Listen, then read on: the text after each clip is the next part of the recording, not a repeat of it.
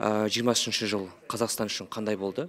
Сізді не сүйсіндірді және не күйіндірді? Оңай жыл болды деп айту қиын шығар. Сүйіндіргенде жағдайлар жоқ емес. Ол бірінші кезекте біздің жоғарғы биліктің мемлекеттік тілге деген назарына байланысты бізде көп өзгерістер басталды. Ол 24-ші жылы өзінің нәтижесін бере бастайды деп ойлаймын. Бұл өте үлкен жетістік. Бұл бір топ депутаттардың жаңағы ұсынған бағдарламалары бар. Өзгеріс болып енген. Естеріңізге сала кетейін.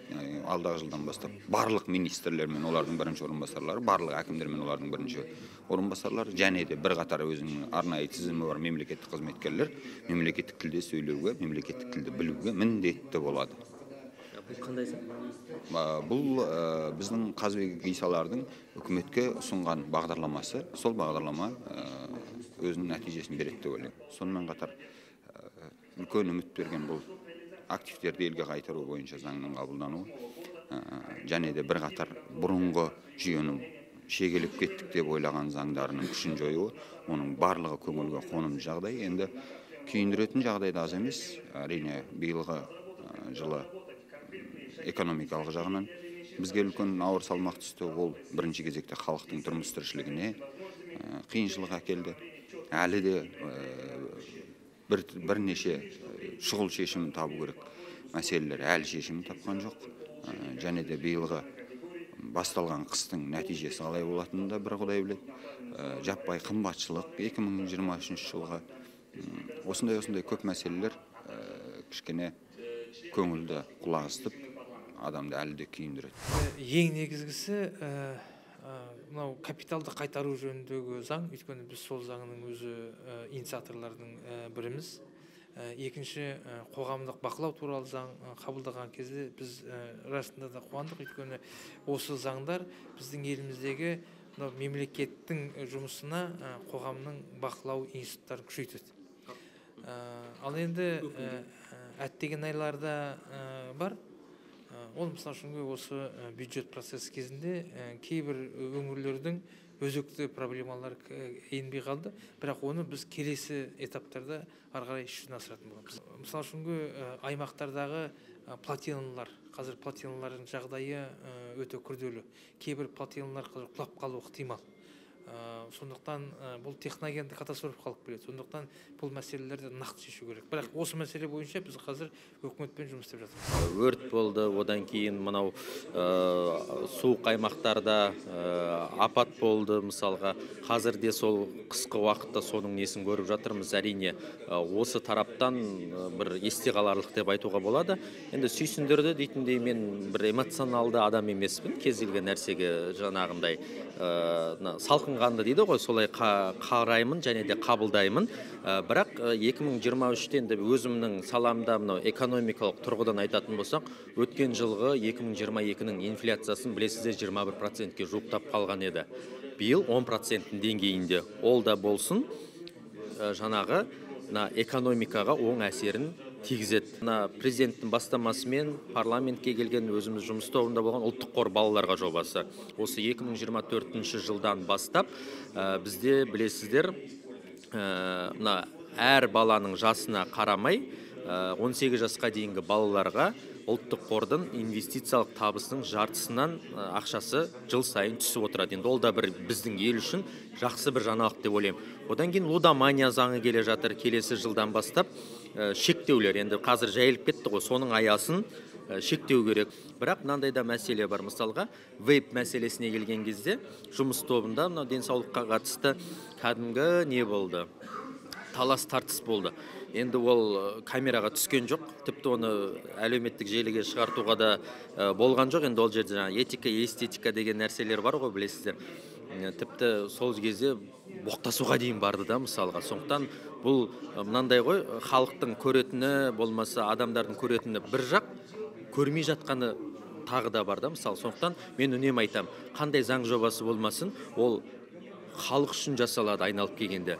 Мынау депутаттар бізде кәдімгі үкіметтің министрлермен арқан тартыс болады. Немесе олар жеңіп кетеді, немесе біз жеңіп кетеміз деген сияқты. Егер сен депутат болып бір шешімді қабылданып, сол түзету қабылдану керек болса, онда біз үкіметпен басқа да әріптестерімізбен бірге жұмыс істеуіміз керек. Өйткені тек қана бірлесіп жұмыс істегенде нақты нәтижелер болып, сол түзетулерді заңға енгізуге мүмкіндік болады. Сондықтан біздің ойымызша біз бірге осындай мәселелер бойынша жұмыс істеуіміз керек. Осының алдында маған бір сұхбатта сұрақ қойды, айтады, сіздер сынайсыздар, бюджетті де сынайсыздар, бірақ одан кейін сол бюджетке дауыс бересіңдер.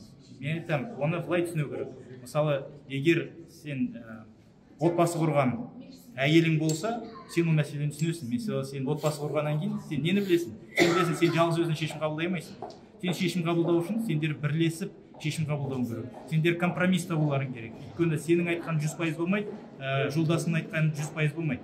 Сол сияқты саясатта да сондай. Заң қабылдау органында солай.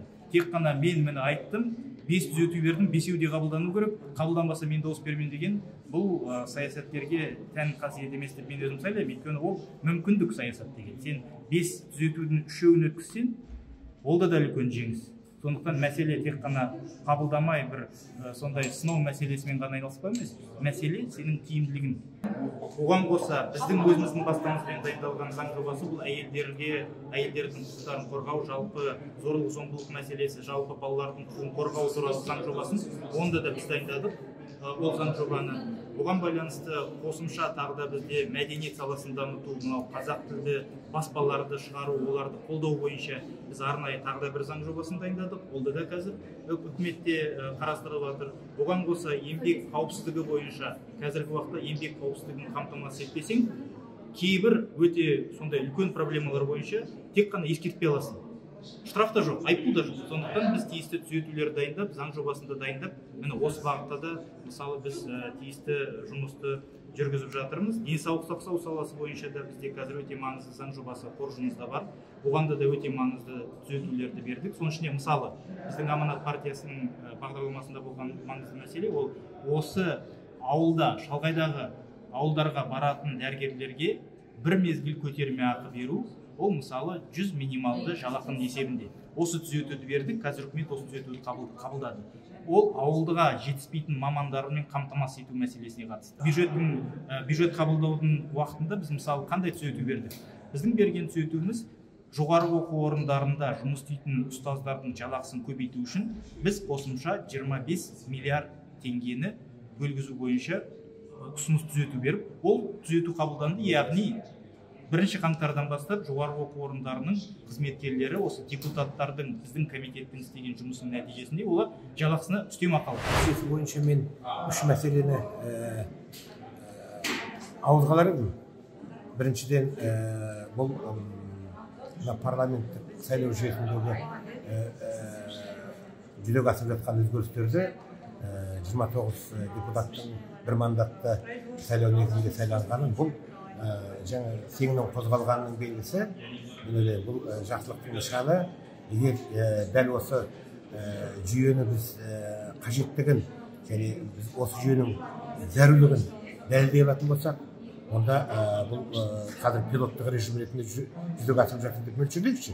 Келесі сайлауға дейін бұл жаңағы 30%-дан 50%-ға дейін көтерілуі тиіс деп ойлаймын. Екіншіден, мынау активтерді елге қайтару жөніндегі заңға қабылданғанын, бұл тұрғыда азды көпті жұмыстар басталғанын да бір елдегі үлкен жаңалықтардың бірі деп есептеуге болады. Бұл тұрғыда әрине атқарылатын жұмыстар көп, ақпарат аз, не істеліп не қойып жатқаны жөн. Бірақ ұрланған активтерді қайтару бұл елдегі әлеуметтік әділеттілікті қалыптастырудың ең бір басты шарттарының бірі деп есептеймін. Үшіншіден, биылғы жылғы бір жақсы нышан бұл Карбеттің қайтуы. Шетелдік жаңа магнат миллиардер азамат Митталдан Карбеттің Қазақстанға келуі бұл елдегі үлкен алып ірі өндірістерін қайтадан халықтандыру, жекешелік мәселесін қайтадан қарау деген проблеманың қайтадан бір ревизияға түсетін мүмкіндігін ашып береді деп ойлаймын.